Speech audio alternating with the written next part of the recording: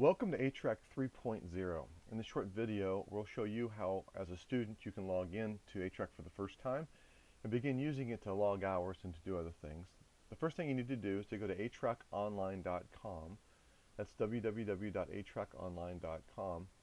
And you can use this on any web-enabled device, so on your iPhone, your Android laptop, and iPad. And the program will automatically adjust the size depending upon what you're using. What you'll need to do is find the login button, and it might be in a menu. You click to expand the menu and you might see it, but you'll find the login button, and when you do, you'll come to the login screen. Now, since you don't have a password, we'll start at the beginning with getting a password for you, but you can do the same thing every time if you forget your password in the future. You'll click here, Forgot Your Password, and this will take you to a screen where you're to put your email address in. Now, this email address will be the same email address that you're currently using in ATrack if you're currently using ATrack. If not, your program director or clinical coordinator will probably set you up in ATrack and use your campus email. So just make sure that the email you're using there is what you're supposed to. Usually it's going to be your campus email address. Click I'm not a robot. That way you're telling it that you are a human, and you might also have some pictures that will appear that you have to choose. It'll say something like, select the pictures that have water in it, and then you'll click those pictures just to verify that you have that you are a human. And then request password reset. So if I click this, I will get an email sent to me that will have a link, and that link will take me to a page, and the page will look like this. Please choose your new password. So go to your email, click on that link, and then you'll see a page that looks like this. So put in your new password and click on Change Password. When you do, you'll return to this screen, and now you'll use your email address as well as that new password, and then you can log into ATrack and just use that password. And you can change the password here in a second. I'll show you how to do that in your profile. But click Login, and now you'll see your dashboard. So I'm going to go through these things kind of quickly so you'll have an idea as to what you're seeing here. First off, these buttons are the main functions of ATrack, and they're also duplicated over here. So you see my profile. You'll see my portfolio, which will include basically take you to your forms and documents. Hours, here's your clinical hours here. Scores, and there's scores here. Now I want to also point out a couple items here. First off, there's announcements. So read these. These are posted by your administrators, your clinical coordinator, or your program director. So read these. Make sure to pay attention to those. This also gives you an hour log summary of all the hours you've accumulated through the program. And there's a quick hour log entry. So when you come to this dashboard, you can immediately start entering hours. And we'll come back to this. I'll show you how to enter hours here in a second. And there's a couple other ways to get to it. So first we're going to go to My Profile. So you can click it from here, or you can go to here, either way. And your profile gives you your personal information, your contact information, who your assigned preceptors are, and you can edit this information by clicking the Update Profile button. Go in here, make the changes you need to, and you can also update your password here as well. So just put your password, your new password there if you want to change it at any time, and then click Update here. Now in your profile, you'll also see some other tabs. You're going to see the Clinical Hours tabs, your scores, your forms, your documents. So if I go to click on clinical hours, it's going to show me all the hours that I've accumulated. It'll also show me a graph of some of the hours that I've got. I'm going to change my date range here to be the last 3 months, and you'll see a few hours here. Now these hours are grouped by week. So for the week of 6/24, I logged 38.17 hours. Now I can actually see those individual items down here as well. And you notice that some of these have got red X's, and only one's got a check mark. These red X's mean that they have not been approved yet by my preceptor or one of my administrators, but this one has. Now if it has not been approved, you can go in and actually edit that hour. So if we go click on this, for instance, click on that right there, it'll allow me to go in and to make changes to this to this entry. So let's just say I forgot to put in my my preceptor. Okay, well, it's not going to put my preceptor in there, and then I can log the entry. So that allows me to make those changes. If, however, it is green, then I cannot make the changes because that means it's already been approved. So I'd have to go back to my preceptor and ask them to help me make those changes. Okay, the other thing I want to mention here is there's also add hour log entry here. So I can add the hour log entry here, or on the dashboard, like I said, there's a quick way to do that as well. So let's go ahead and click on this add hour log entry. Oh, by the way, I could also just go here to add to hours and click log hours here. If I click log hours here, or this blue hour log entry, it'll take me to the same place. Okay, it'll take me to here where I can actually log some hours. So let's do that right now. I'm going to log some hours. And notice you can only log a certain amount of days prior, and that's set by your program. So I can only go 5 days back. Some programs will allow less, 7 or 10 days, and some more, 7 or 10 days, or some less, maybe just 3 days. So here I got 5 days, so I'll log Saturday. It'll automatically default to 2 hours, starting with the time right now, and then going back 2 hours. So let's just say I was maybe a little longer than 2 hours. I was 2 hours and 35 minutes. I select my preceptor. I'm going to select my site. So I'm at ATrack University, and I'm working on the practice fields, and my event was football. Now I can hold down the control key and allow me to select more than one item at a time. So let's say I was working on lower extremity, male athlete, taping, and upper extremity. So those are all activity types that I'm just tracking. And now that's new, by the way. This activity type is new, and also we've set a site and location, which is new.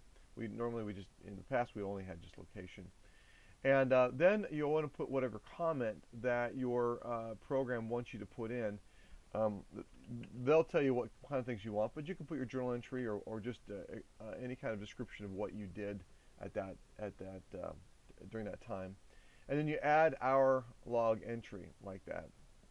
And then you'll see it appear here on your as a non-approved, obviously. If you want to edit it, again, you can click there to edit that as well. Okay, so that's how you add hours. And again, you can do the same thing from your dashboard as soon as you log in, and just go right here and just add it right there as well. Make it quick and easy.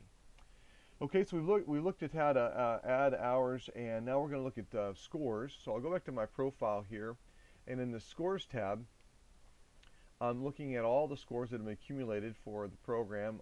These are all the current proficiencies and competencies that I've been evaluated on. And you notice that I got, in this case, 4 different attempts. Attempt number 1, I got a 2. Attempt number 2, I got a 1. These are the rating scales that I'm using in my program. You'll see a comment as well as the date and the preceptor that evaluated you. And this will keep track of all your competency proficiencies. If your school is using this functionality, you'll see it here. And you'll see here that there are percentages showing me how many of these items I have passed or shown proficiency in. So this case is 14.3. Over here, only 7.8. So keep track of those. You should have completed all these by the time you graduate. Another tab here is the forms and documents. Now, the forms and documents are considered part of your portfolio. If I click on my portfolio right here, you'll see it'll go straight to forms, and also have my document tab. So let's take a look at these real quick. The forms allow you to fill out whatever kind of forms that are available to you. So in this case, I've got evaluation form here, just some sample forms. In order to fill out a form, I just simply click on this pencil icon and begin filling out the form. Now, at the bottom of every form, there are 2 tabs. There's 2 buttons. And the first button, the one on the left-hand side, is Save Current Progress and Finish Later. And the other one is Submit Response and Finish. And by the way, it's a Return tab, a Return button if you just don't want to do anything. So if I hit the Save Current Progress and Finish Later, it will save that for me, and I can come back and finish it at a later date. Or I can hit the Submit Response and Finish. Okay, so if I click this first one, it'll appear, my form will then appear right here. Forms I've started but have not yet completed. This gives me a chance to go back and finish it later on. And to do that, I click on the pencil icon. So I click the pencil icon, and then it allows me to go in and to finish the form. Okay?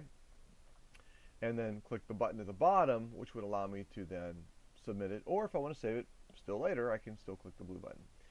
And if I do click the Submit and Finish, it'll appear here in the forms I've already completed.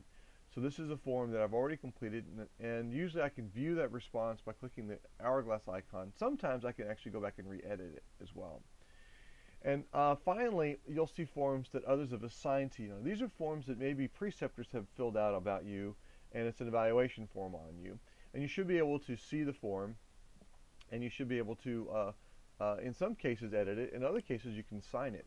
So this is a form that was submitted by this preceptor about me, and this is how this person evaluated me, and I can go back and look at my evaluation, and you see here I've already signed the form, and he already signed the form.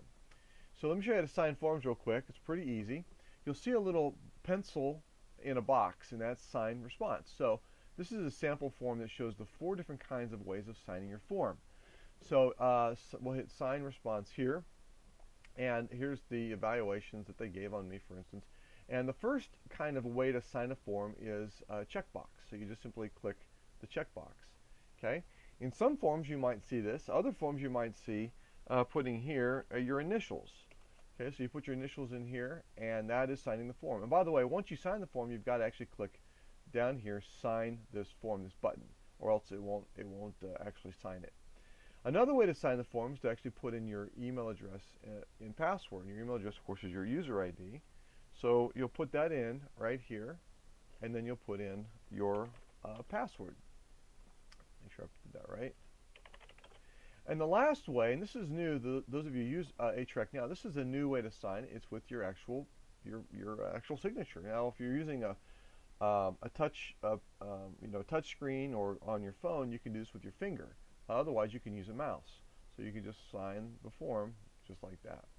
In order to clear it, the signature, you can click this little button on the side here, and it'll actually clear your signature. But let's go ahead and sign the form like that. And I'm now going to click sign this form. So when I do that, now the form is signed, and notice that I can't sign it anymore. That little signature went away, the little signature icon, but I can still view it. And I'll go through here and view the form. So I signed it there, and notice it puts my name and then the date I signed it, and there's my initials, and there's my email address, and finally my signature. Okay? That's how you sign forms. Pretty easy. Okay, let's go to the next tab. That's Documents, and the Documents allow you to see documents that have been assigned to you. So in the case where maybe it's a program guide or some kind of information, you simply click on this button here, and it'll download that form, and you can look at it. You'll also see forms that are requested. Now these requested documents, this is new to this version of ATrack. These are requests of me to upload specific documents. So in this case here, I'm asked to upload an emergency action plan, or here's an immunization record. So I'm going to click on this, and I'm going to upload my immunization record. So I click here, and it goes to a screen. It gives me some description, explanation of what it needs, and then I can either click on Select File here, and then actually upload the document that way, or I can drag and drop from my file folder over here a file. So here's my immunization records. And then I click the upload button here. If I want to remove this and don't want to do that, I'll click the remove button and it'll go away. But if I do want it, I'll drag and drop it into here and click upload like this. And when I do, it'll go 100% like that, upload successful. And now you'll notice that right here it appears under my uploaded documents, and there's my immunization record. And the document request goes away. Now, if for whatever reason I decide to delete this file, notice what happens. I'll delete my document, my immunization records here, and I say yes, delete, and guess what? The document request will then reappear here, because this is saying it really needs me to upload my immunization record. So pay attention to these and upload these documents as soon as you can. Okay. Well, we've seen a lot here already using ATrack 3.0, and again, these buttons are replicated here. So the things we've just gone through, you can get to them one of 2 ways. I want to show you, lastly, right here, the matrix, which again we can get to from this matrix button or the course matrix. This allows you to view the matrix, and probably the most useful thing is to view matrix by course. So what this allows you to do is to say, well, if I'm taking a specific course, say I'm taking the Kinesiology 20102 class, if you click that class, it'll automatically show you all the competencies and proficiencies associated with that class, and it shows you what you're going to be instructed on and what you're going to be evaluated on. So if your classes are in ATrack, all the courses are there, and the matrix is filled out as it should be, you'll see this information, which gives you a really good idea of what you're responsible to learn for each of those courses. Okay, and you can also put more than one course in there. So if you're taking 2 or 3 courses this semester, it'll actually go through and show you each of them for each of the courses. Here's the second course right down here. All right, that's really handy for you to know what you're going to be doing.